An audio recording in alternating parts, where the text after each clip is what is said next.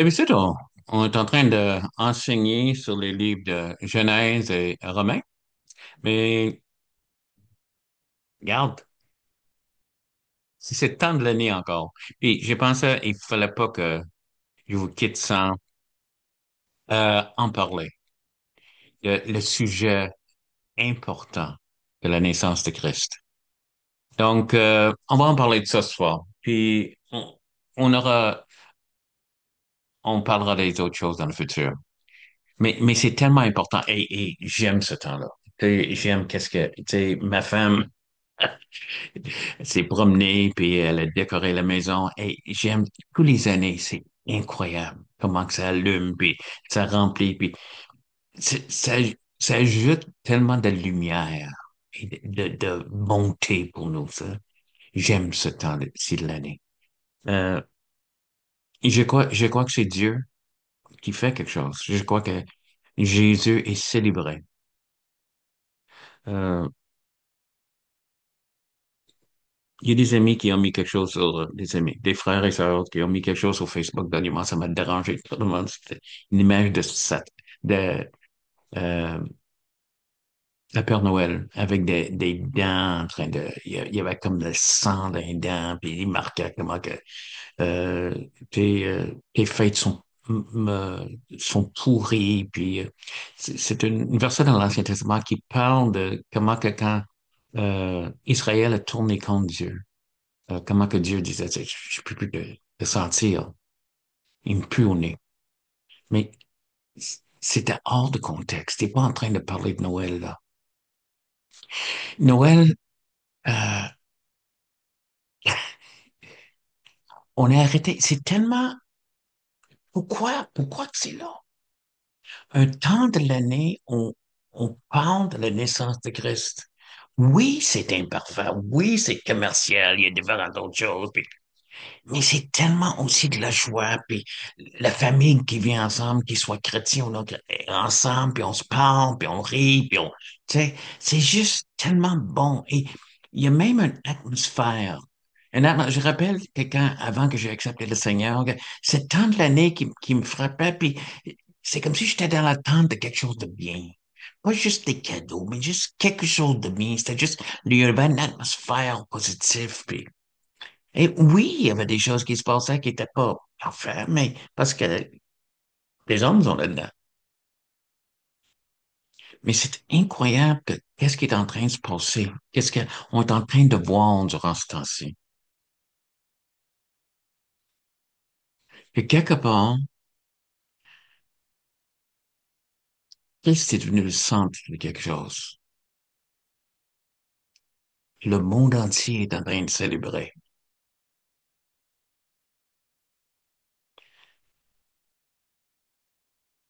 parce qu'il est réel.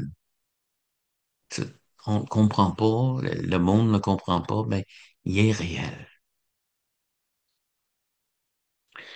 On sait que Jésus est pas né le 25 décembre.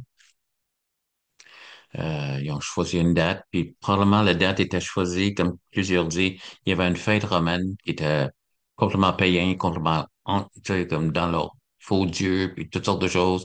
Mais c'est une grande célébration, et Constantine a décidé, l'empereur, de prendre ça et le rendre pour Christ. Et tout le monde dit, tu vois que c'est païen, c'est païen. Mais j'aime qu'est-ce qu'un frère a écrit. Pourquoi on peut pas le regarder comme Christ a conquis quelque chose qui était païen? Il l'a pris pour lui. Et il utilisait ce temps. On ne sait pas quand est-ce que Jésus est né. On ne sait pas si c'est... Il y a du monde qui va donner toute une explication, c'était dans le printemps, d'autres personnes qui vont dire c'est l'automne. Puis j'ai lu, puis encore on ne sait pas certain.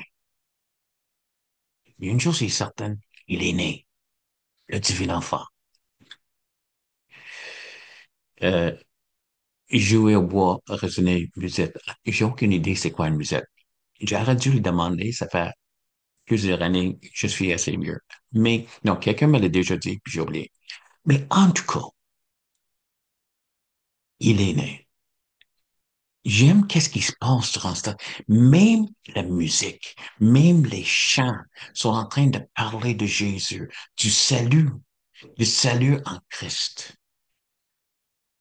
Il est en train de parler. qu'est-ce que Jésus a fait.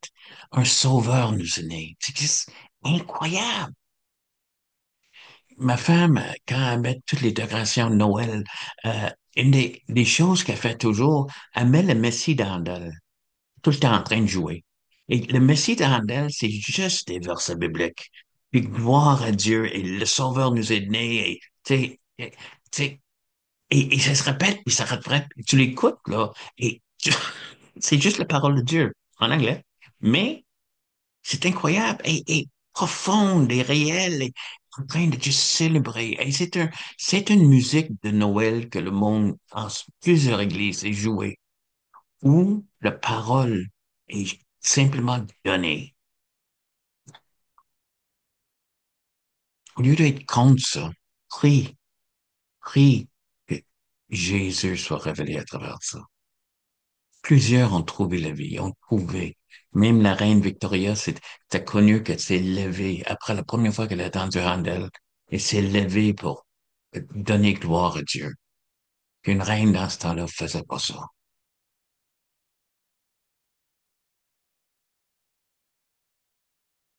Il y a des choses qui se passent.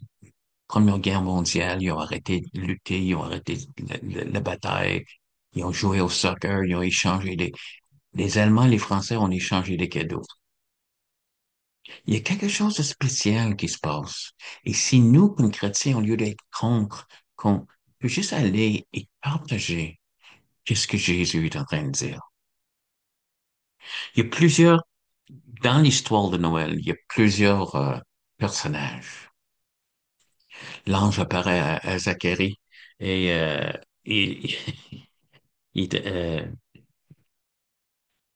il dit que on a entendu tes prières, finalement ta femme qui est vieille, puis elle va enfanter, puis il va être un sujet de joie et Zacharie qui dit, comment je vais savoir? Il y a un ange qui est apparu devant lui. Mais comment je vais savoir, c'est vrai? Et l'ange, sa réponse, j'ai l'impression, c'est comme, il dit, je suis Gabriel, je suis un petit devant Dieu. C'est pas assez. Donc, lui a donné un signe. Pendant 9 mois, il ne pouvait pas parler. Jusqu'au temps que Jean était né. Et après ça, la prochaine fois que l'ange apparaît, c'est une jeune fille. Il lui demande une grande chose.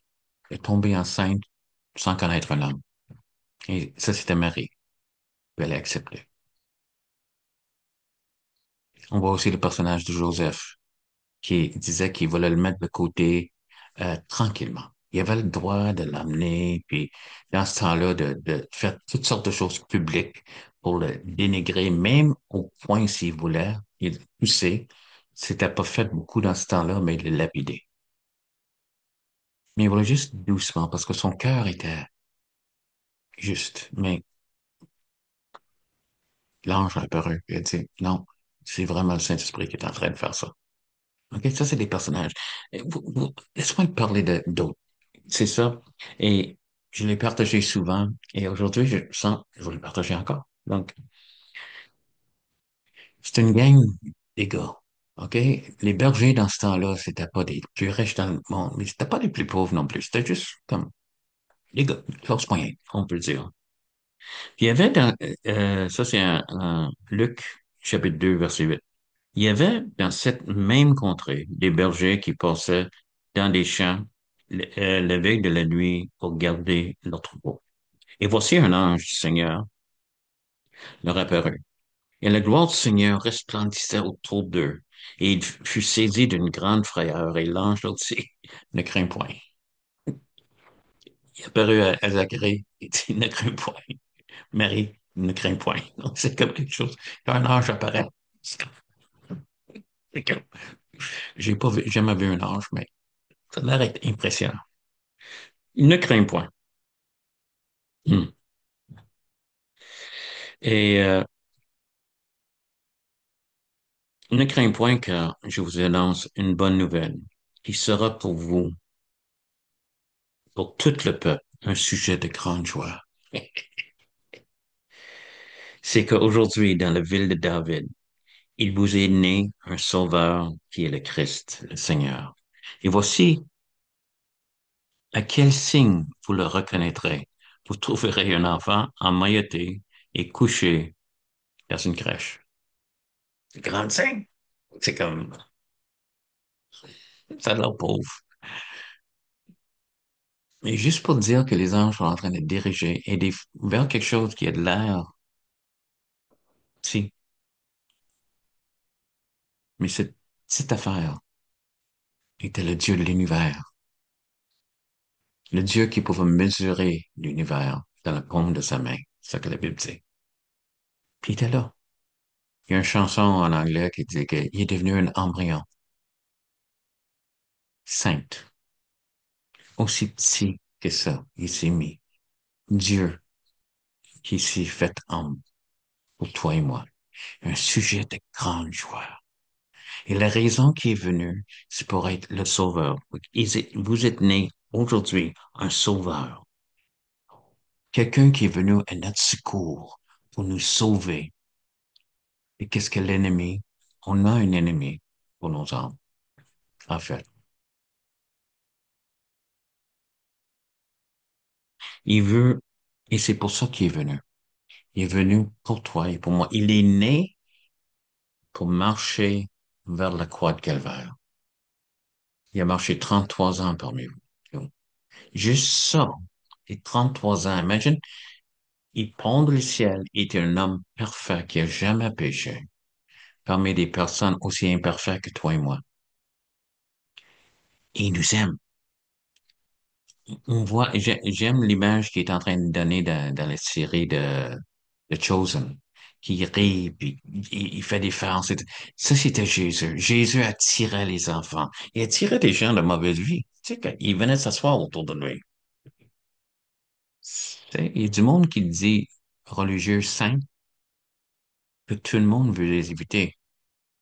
La vraie sainteté attire, en tout cas. Mais il a fait ça. Mais il débute ici, dans une crèche. Il a vécu avec ses parents, il a vécu 33 ans. Puis il est mort d'une manière horrible. Il était brisé dans son âme, dans son esprit, dans toutes sortes de manières. Et Dieu s'est tourné le dos, c'est ça que la Bible dit, dans son esprit était affecté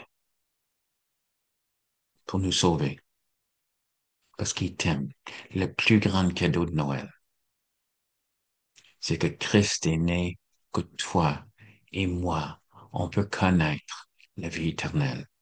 Il l'a acheté pour nous par son sang sur la croix.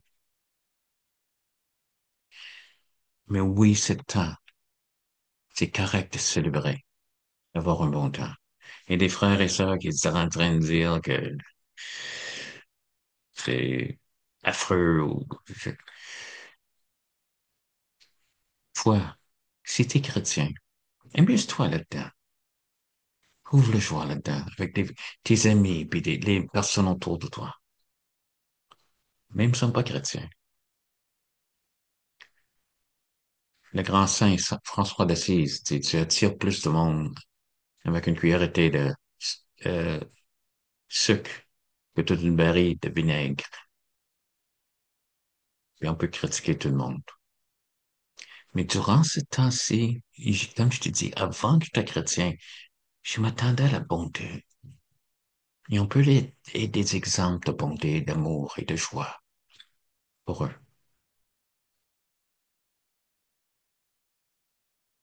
Et si tu connais pas Christ aujourd'hui, viens le connaître. Je veux que tu connaisses ce sujet de joie. Il est mort afin que toi, tu aies la vie éternelle. Il a payé le prix pour tout le mal qu'on a fait dans notre vie et on a tous péché, chacun d'eux. Si tu veux le recevoir, il te pardonne. Si tu crois, il va te pardonner tes péchés et te donner la vie éternelle. Tu as juste à l'accepter dans ta vie.